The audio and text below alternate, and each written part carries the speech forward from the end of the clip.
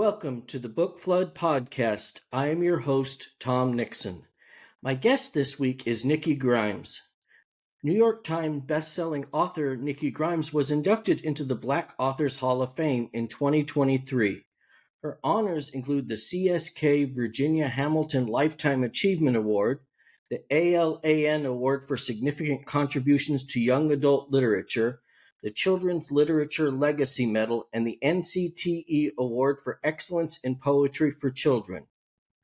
Author of the Coretta Scott King Award winner Bronx Masquerade and 5 Coretta Scott King author honors, she won the Printz Honor and Seibert Honor for her memoir Ordinary Hazards. Her latest titles include Garvey's Choice, the graphic novel, a School Library Journal 2023 Best Book, Lullaby for the King, one of Book Riot's 25 best Christmas books of all time, Glory in the Margins, Sunday Poems, and A Walk in the Woods, recipient of 8 starred reviews and 11 best book listings for 2023, including the New York Times, NPR, and Smithsonian Magazine. Ms. Grimes lives in Corona, California. Welcome, Nikki. Thank you. So glad to be here. I am so glad for you to be here too. It's very exciting. Why don't we start with you giving us a little bit of your career trajectory? How did you get to here? What path did it take? Oh, that was a long one. I started writing when I was 6, but I knew by the time I was in high school that I wanted to pursue this as a profession.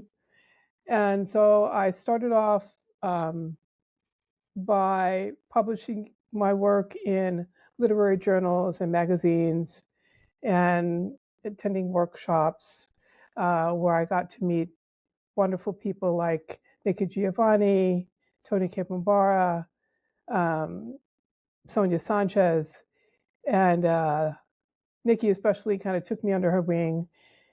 And I was out doing poetry readings on the college circuit and that sort of thing. And then I went to college and um, got a bit distracted. You know, college kind of kept me busy, but I continued to write.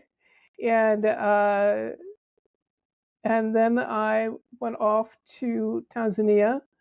I minored in African languages, and my Swahili teacher, who I did some translation for, really encouraged me to actually go to Tanzania and do some work there, which I did for a year. Then I came back and got serious about pursuing my career.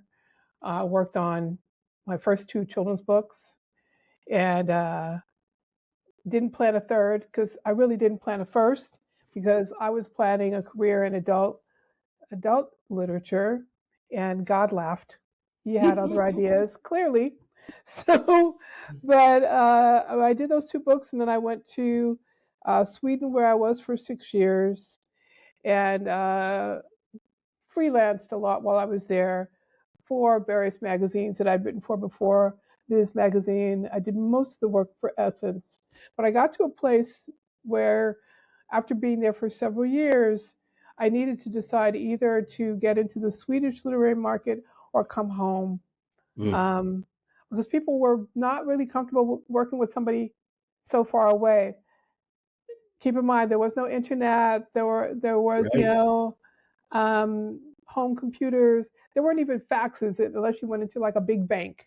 So none of those things existed at the time, and it made it a little dicey to work that far away. Well, I decided I'd rather be a small fish in a big pond than a big fish in a small one. And I thought if I succeeded at the level I hoped I would back at home, my books would eventually get to Sweden, but not in the reverse. And that was a True. good decision. And indeed, my books can now be found there. Um, so that was a good decision. So I came home, moved to California, um, and for years I thought I was going to do the traditional marriage of teaching and writing. But when I got here, I found I was going to have to get a special, um, permit, and I needed to go back to school, get a graduate degree, and all that. And I started doing that, and then I realized, wait, I'm just on a paper chase, And this isn't what I want to do. What I want to do Right. is write books. And the time I'm spending pursuing, this paper, I could be actually writing books. So after a year, I left to work just writing full time and just wrote like a crazy person, book after book after book, until things started to break open for me. After that point, I was pretty much it was just pretty much a straight trajectory after that. Just one book after another. Um, it took a while to sort of get a momentum going. So I did the temp- temporary work and freelancing, continued with that. And um, I'm a textile artist, so I was doing a lot of fine art fairs, doing the New York hustle thing of cobbling together an income by doing these different things. And then year after year, as things got more started to move in my career, the books were coming out, and I started to be able to do school visits and was being invited to do speaking engagements and that kind of thing. I was able to get down to just writing full time. And so I've been doing that ever since. You have achieved the dream for so many writers. I don't think people realize how hard that is to make a living as a writer. Very, very hard. Yeah. Yeah. You need to be nimble and you need to know how to pivot and diversify, Right. you know. So your writing has won so many awards, so many awards. Coretta Scott King, Cybert, you've been a New York Times best-selling author. What is it like to win one of those awards? What has that been like for you? Well, the first one is always the most exciting. For me, I was really excited when I got a Coretta Scott King honor for Jasmine's Notebook. That was the first big one. And I was especially excited because I started to think I was never going to. And then that happened. I'm like, well, okay, so maybe there is going to be something. Uh, the single most exciting after that would have to be the Children's Literary Legacy Award because that honors your entire body of work up to that period in Right. time. And it's really special to have all of your work rather than a single title honored. And it says, in effect, that no matter what happens going forward, you have made your mark. Mm. And you've made your mark doing the work that you have given your whole heart to. Right. It's hard to get better than that. And there have been, you know, wonderful awards since then that are definitely meaningful. But that was kind of a landmark for sure. Mm. Yeah. So you talked about living in Tanzania. The other place that you lived, you talked a little bit about was Sweden. Tanzania, I understand the languages. How did you end up in Sweden? Was this a dart thrown at a map or something? Or No, no. It's funny. When I was in Sweden, I did a radio show once in which I talked with a group of Black women expatriates living there. And one of the questions I asked was what had brought them to Sweden? And the answers were all something like, well, I met Lasse, I met Bosse, I met Eric, and they were all the same. It was a guy.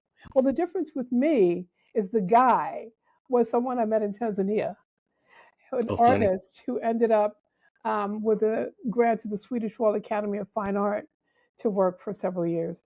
And that took him to Sweden. And then he invited me to come.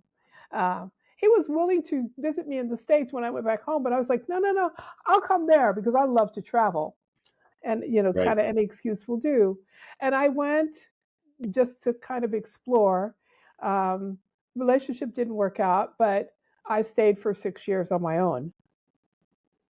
Yeah. Got to be something appealing there. I I, just I visited Finland last year, and it's a really interesting, fascinating part of the world to visit. It's very different. very different Mm. indeed, Mm. which is, of course, what I like about travel in general is Mm. finding something different. And I just fell in love with Sweden.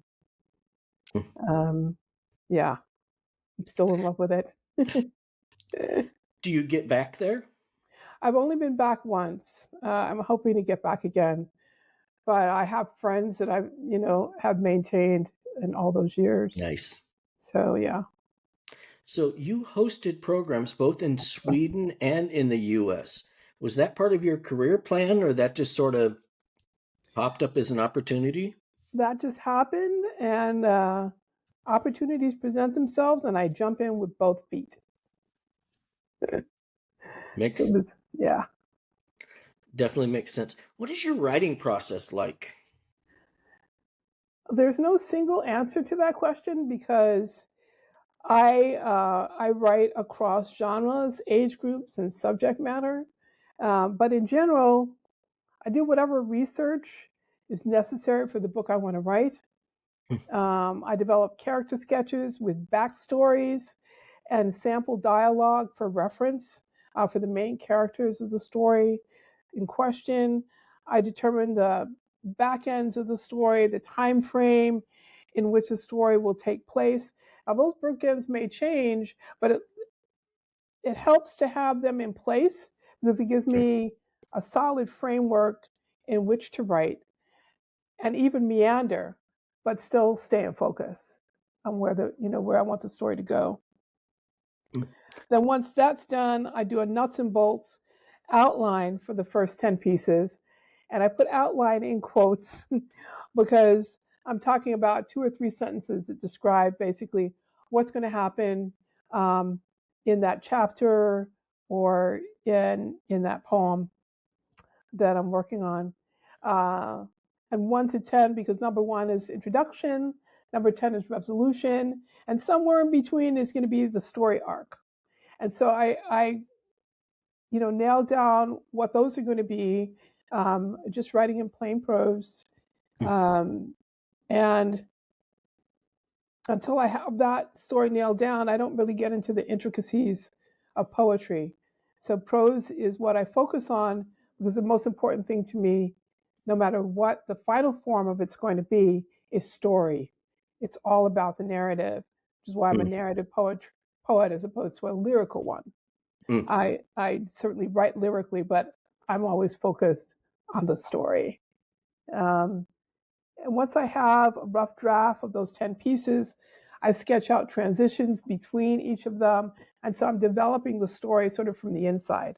And it gets bigger and bigger and bigger until it's done. What a great way to describe it.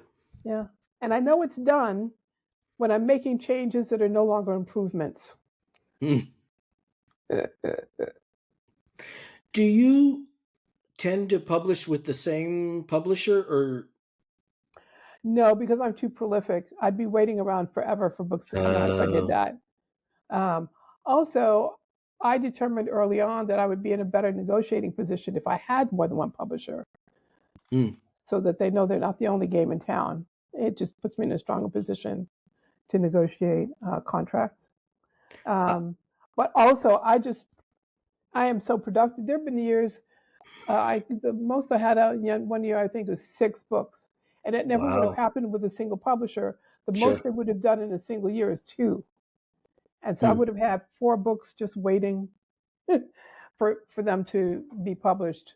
Uh, and it works for me because I'm working in different genres and different age groups, so I'm not competing with myself by having that Mm. many books out because they're for different markets. Mm. They're going to different readers, so I'm not competing with myself there. I greatly appreciate that you mentioned the negotiations that go on. I don't think people realize that it's a business like It, any other business. it's absolutely a business, and it's important to understand that. Mm. And yeah, for artists, it's a dirty word, but it's a word that needs to be, dealt with and understood and broken down. And yeah, in fact, the last couple of years, I've been working on a book specifically about the children's book business, which Mm. is something that's in production right now. because it's something that too many artists suffer a lack of understanding and um, just don't do as well as they could do. Sometimes people get burned out unnecessarily because they don't understand things like simple things like uh, being able to renegotiate a deadline as opposed to finding yourself buried under a series of Mm. deadlines and thinking that you have to do them. I'm like, well, did you ask to change it? And I can't tell you how many times a writer said to me, I can do that, you know, Mm. about that and about many other things in the business. I'm like, oh, this is crazy. And for years, I kept waiting for someone to teach. I thought, well, an MFA program, surely they're going to start teaching business.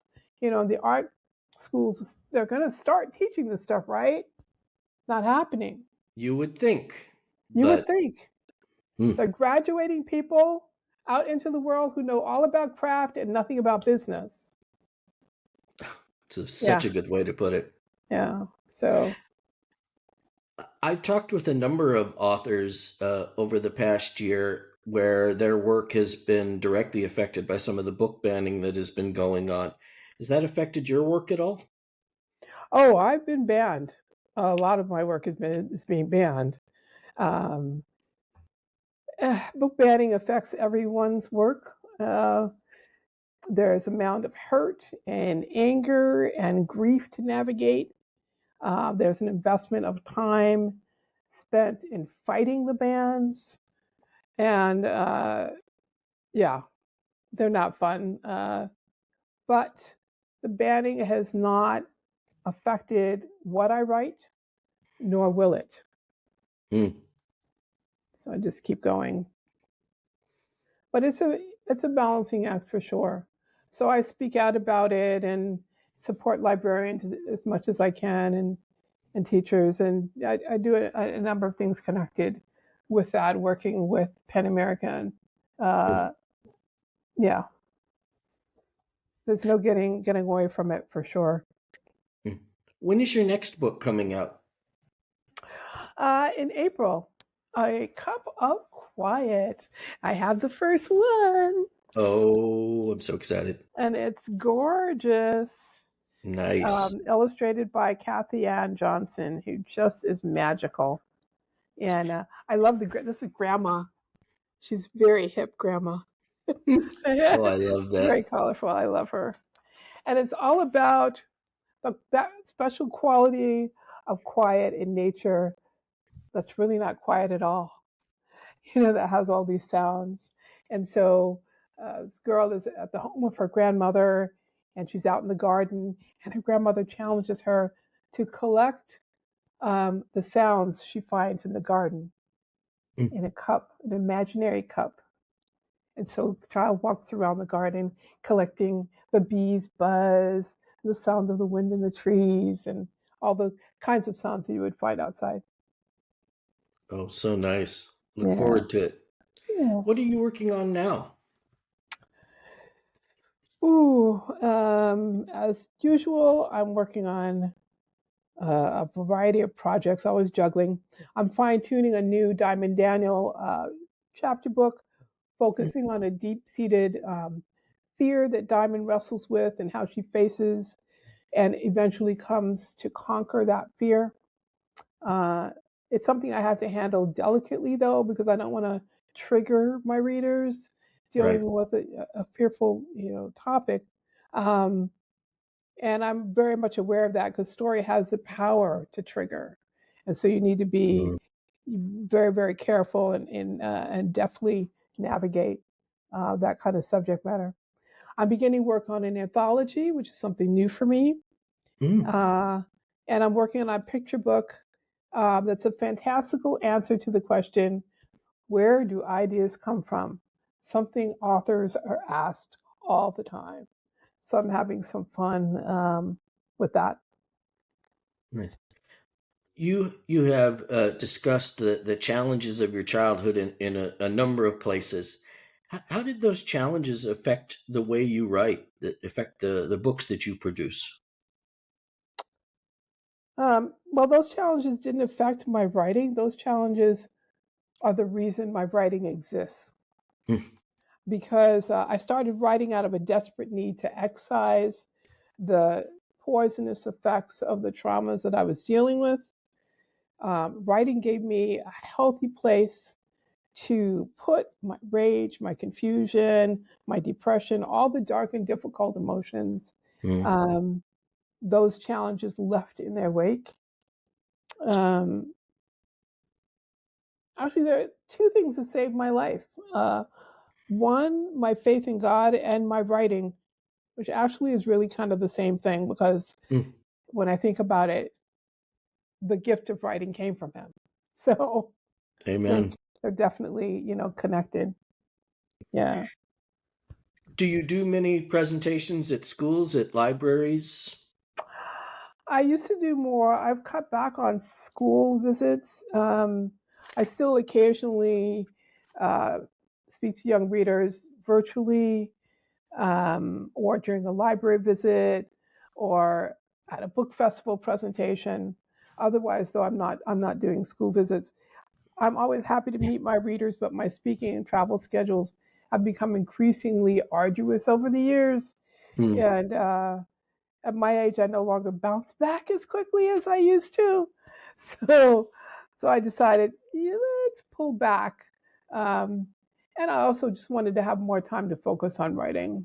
Mm. People think when you write full time that you just have all this time to only write, but that's just a small part of what it takes to to do this as a living. There's a lot of self promotion, and there's the speaking engagements, and webinars, and all the things, all the presentation work you have to create, due to for keynotes and for school visits, and Right. residencies and all this kind of stuff. And yeah, you find the time really frittered away. You're like, where's my time? So you get Mm. really precious about your actual writing time. Yeah. Is there a book or a series of books from your childhood that still resonates with you? A Tree Grows in Brooklyn. Mm.